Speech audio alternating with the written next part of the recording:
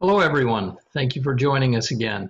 We hope you're having fun and success applying the things that you're learning from us. Today, we're going to focus on how to find and search documents from a variety of sources by location. You know, we frequently hear the phrase that the United States is a nation of immigrants. That's a very true statement, whether we personally immigrated to this country or an ancestors of ours came over 300 years ago. My own family came to the United States from a variety of places, specifically England, Australia, Denmark, and Germany. The period during which they came was between 1856 and 1883. As members of the Church of Jesus Christ, we also believe that America is a land of promise, meaning that God has declared this a choice land, and that whatsoever nation shall possess it shall be free from bondage and from captivity and from all other nations under heaven, if they will but serve the God of the land, who is Jesus Christ. As we mentioned in an earlier session, we also believe that by our doing our family history, we fulfill another commandment of God, which is to honor our fathers and mothers. We hope today that you'll be encouraged to continue in your efforts to find, document, learn more about, and honor your parents, wherever they came from. Now, I want to share a screen to just illustrate one of the immigrants in my family. This is my great grandfather, James Nye. He was born in 1840 in Kent, England. I've clicked here on the timeline right beneath his name, and it brings up a world map as well as a timeline of events in his life. You'll see it starts with birth. I'm going to scroll down here, and then a birth of a sibling. Dickens published his Christmas Carol right after that, another sibling, and so forth. Uh, I wanted to just scroll down this to just have you see the number of things that they illustrate about the family, key events in his life. On the right-hand side is a map that actually allows me to show the route that he traveled. Again, he was born in England, but when he was about 8 years old, his family traveled to Australia. They were very poor and they had better opportunities to find work in Australia during the gold rush there. While they were in Australia, they heard the gospel preached by a missionary of the Church of Jesus Christ, and they were baptized into the church. In 1860, they sailed for America, landing in California on their way to settle in Zion, or Utah, with other Latter-day Saints. He later married and settled in southeastern Idaho, where he worked as a skilled carpenter. In 1885, he had the blessing to return to his home country of England for 2 years as a missionary for the church. He died in 1916 in Idaho with a posterity of 9 children, plus several grandchildren and great-grandchildren. As I clicked on that route, you'll see he went again from England down to Australia, across the Pacific Ocean, coming up to California, and landing in, then proceeding to Utah. During the year 1885, again, he had the chance to go back to England and then return to his family where he died. Each one of these red markers you can click on to have information about that particular event outlined in the timeline on the left. I'm just going to click on this one, number 15, for an example. It's the death of his sibling, and it highlights that on the timeline on the left. His brother died there in 1903. I hope you'll find this feature fun on Family Search as you learn about the immigration of your ancestors to the United States, a great country. Thanks, Mark. Mark and I put together a document and we would like to share that document with you. So I'm going to go ahead and share my screen. This document, we have listed several different websites to help you learn about genealogy topics and places. They have databases, they teach you how to do research in a variety of locations, and blogs and newsletters and other things like that I think you might find interesting. I'm going to point out just a few of those. And so the first one that I would like to start with is BYU Ancestors Immigration Project. These immigrants are not found anywhere else, and so I'm going to take you directly now to the screen. And we're going to go first to a project put together by BYU. These are interns that have gone to Europe, and they have collected information about immigrants. And currently, the project is focusing on the departures of immigrants. We do have more arrival records in the United States, but a lot of times we were missing some of the information on the departures. And they're focusing on immigrants leaving Germany, Spain, France, Italy, Ireland, England, Scotland, Wales, Portugal, and the Netherlands. Right now, that has been their current focus. And there are over 900,000 entries in this database. The reason I really wanted to point this out to you is that it is not going to be available as a collection on Family Search. And so this is the place where you would come to be able to search it. So the immigration records are taken from passenger contracts, vestry minutes, consular records, passport files, and a variety of other things. So to show you how this works, I have put my ancestor's name in here, John Alvey. He's my great-grandfather. And I also put England, and just so that you can see that a little bit bigger, I'm going to zoom up this page just a little bit. So John Alvey's name goes right there, and other, I put England. I could have put the years, but he didn't actually do that. So then I clicked search. And when I clicked search, one result came up, but it is my great-grandfather. And as I click on his name, then it will take me to a whole page of information. He was 16 when he immigrated, and he arrived in New York City. Then the name of the voyage, the ship, was the Wyoming. And he did come with a group of church missionaries and members, leaders of the church, and with some of his family members. So it lists the leader, and then it tells quite a bit about the company and about their trip. So it tells the instructions they were given, and how many people were on the ship and what their conditions were. There's lots of notes, and as you scroll down, you can see there's quite a bit more. It's a pretty full opportunity to see what happened to him. It is also located on the Mormon Migration website.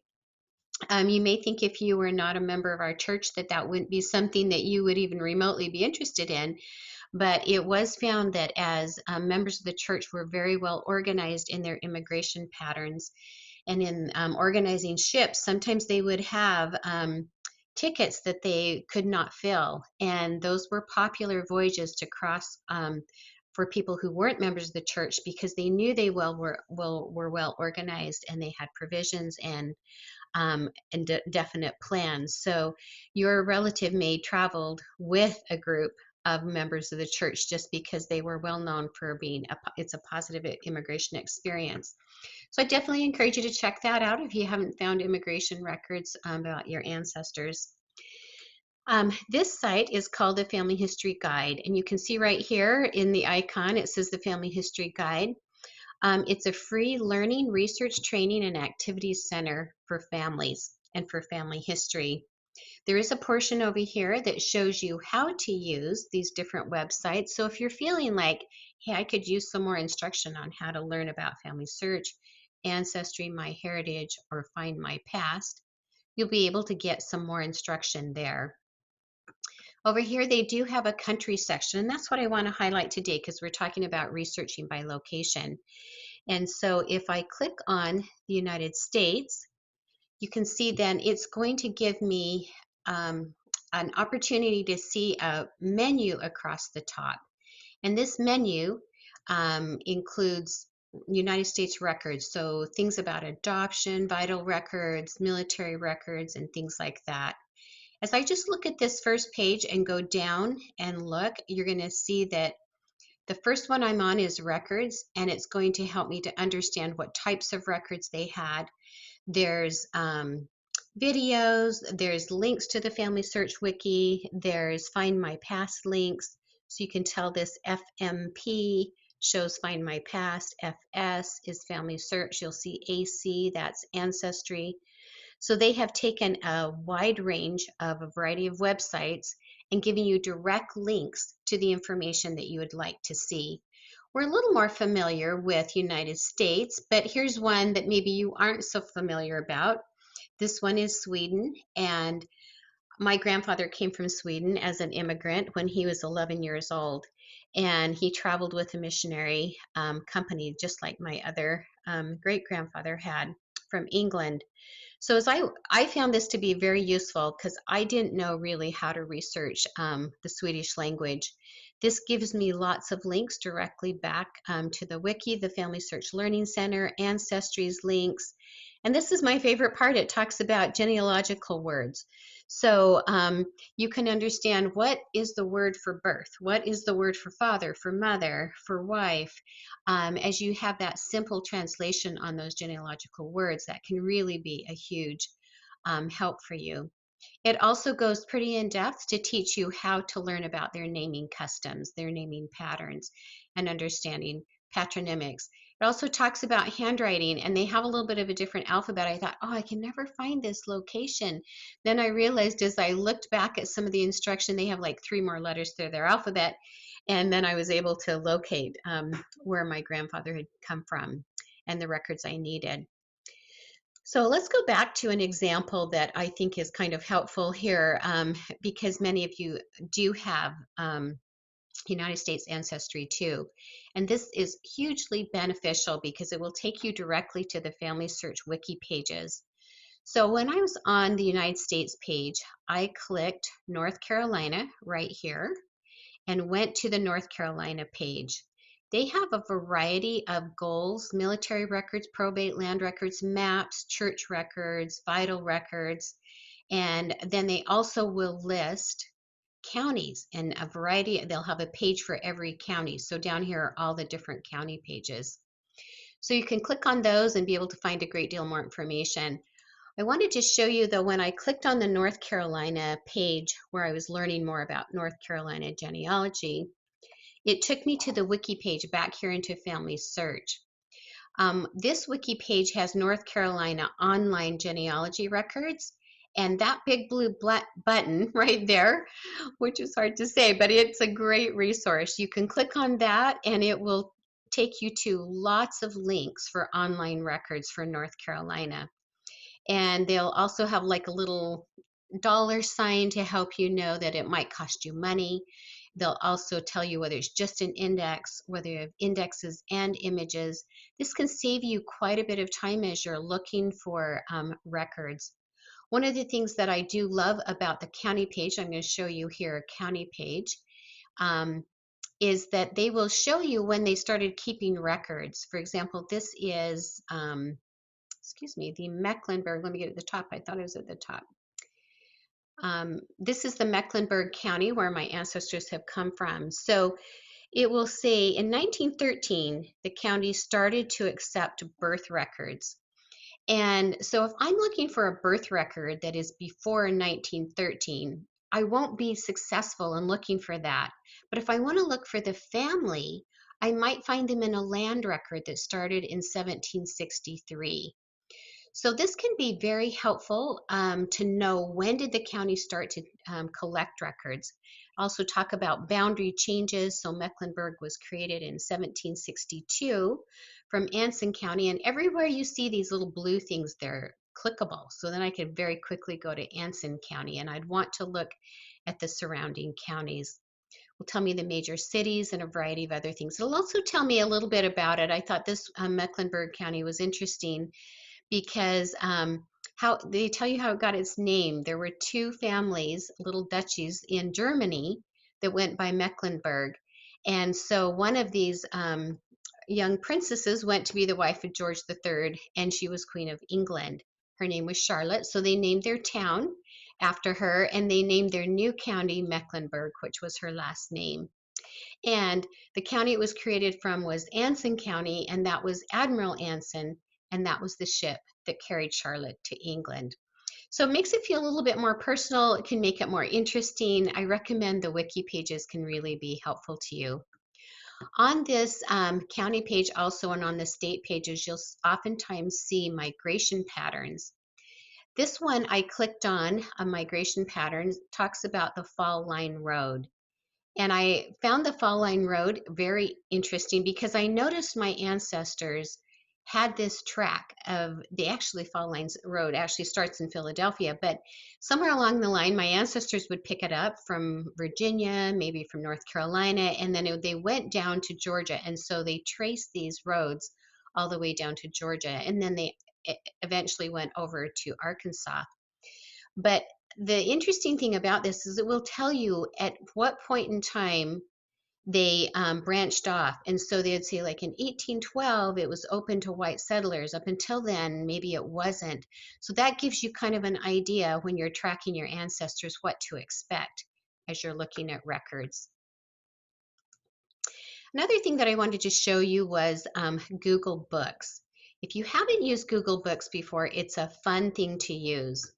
So here I've just got the regular Google page open, and those 9 little dots up in the corner, can open that and scroll down. You've probably seen Google Maps and Google Drive and things like that. But if you scroll down a little farther, you will see books. And as you click on books, then this is what it looks like. And you can see that little books right underneath there.